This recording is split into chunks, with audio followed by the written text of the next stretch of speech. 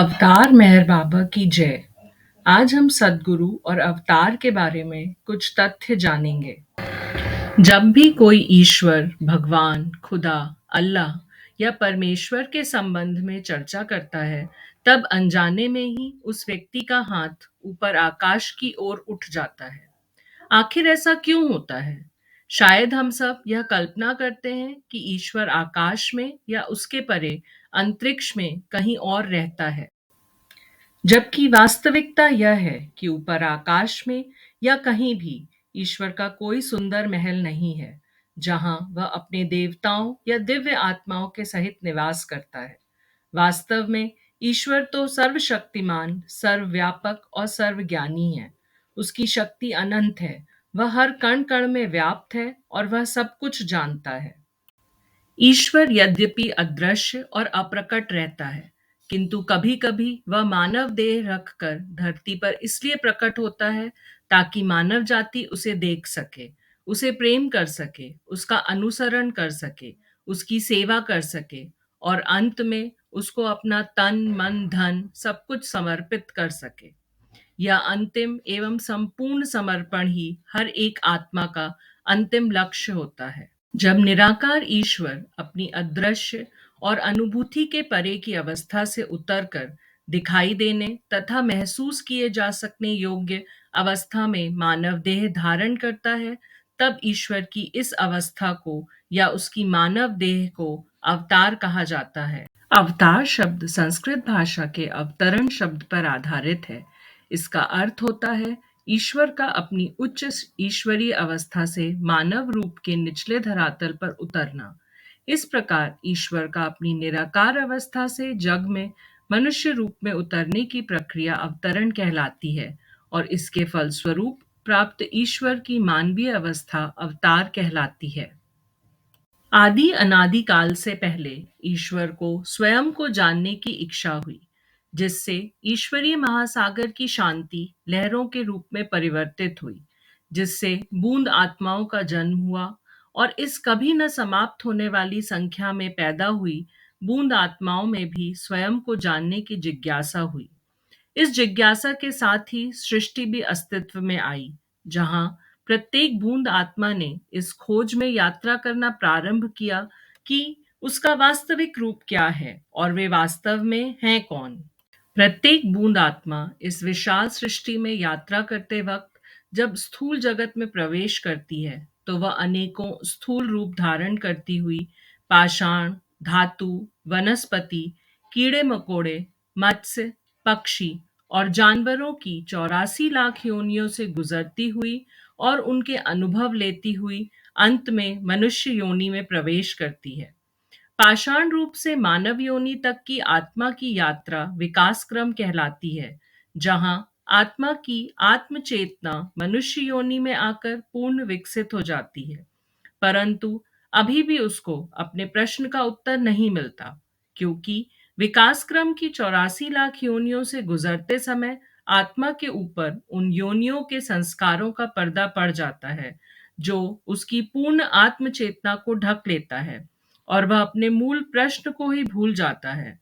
और फिर स्वयं को पहचानने के लिए प्रत्येक मनुष्य को 84 लाख जन्म लेकर एक लंबी प्रक्रिया से गुजरना पड़ता है, जहां धीरे धीरे उसकी चेतना पर पड़े समस्त संस्कारों का आवरण हटता जाता है। इस वापसी यात्रा को ईश्वर साक्षात्कार यात्रा या अंतर यात्रा कहते हैं, जिसके अंत में आत्मा को बोध होता है कि वह स्वयं ईश्वर है। किंतु इस अनुभव के साथ ही मनुष्य देह सदा सदा के लिए छूट जाती है। ईश्वरीय कार्य के संचालन हेतु कुछ मनुष्यों का शरीर विशेष प्रक्रियाओं द्वारा बचाया जाता है और इनमें ईश्वरीय चेतना के साथ साथ सांसारिक चेतना भी आ जाती है। ऐसे 5 मनुष्य पूर्ण पुरुष या सद्गुरु कहलाते हैं। संसार में हर समय 5 सद्गुरु मौजूद होते हैं। उनकी मृत्यु के पश्चात कोई अन्य तैयार व्यक्ति उनका स्थान ले लेता है।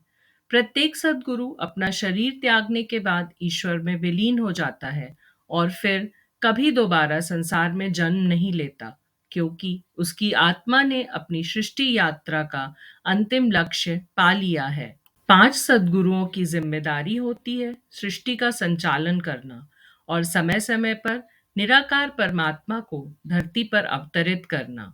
अवतार मानव रूप धारण किया हुआ ईश्वर होता है, जबकि सद्गुरु 84 लाख योनियों से गुजर कर 84 लाख मनुष्य जन्म लेने के बाद ईश्वरत्व के साथ साथ सांसारिक चेतना प्राप्त मनुष्य होता है।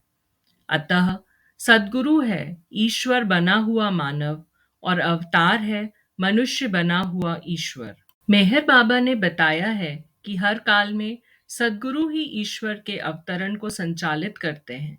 बिना सद्गुरु की सहायता के अवतार का अवतरण संभव नहीं है। मेहर बाबा के पहले किसी भी अवतार ने सद्गुरुओं के इस कार्य का वर्णन नहीं किया है।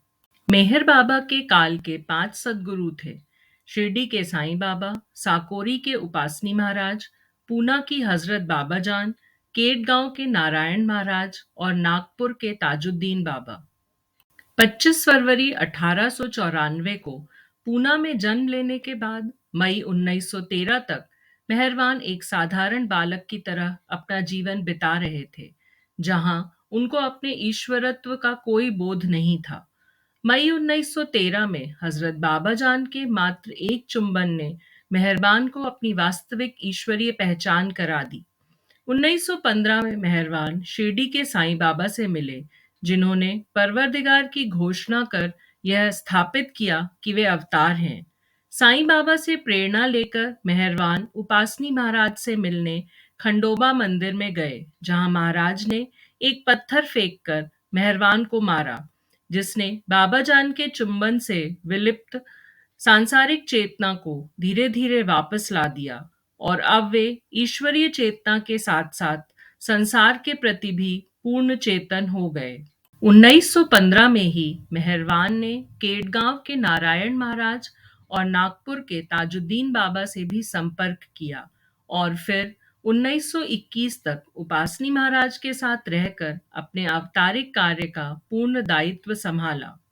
उपासनी महाराज ने मेहरबान को आदि पुरुष घोषित किया और स्वयं उनकी पूजा की। आज की हमारी इस विशेष सभा में हम मेहर बाबा के इन 5 सद्गुरुओं और बाबा के साथ उनके कार्यों के बारे में चर्चा करेंगे। अवतार मेहर बाबा की जय।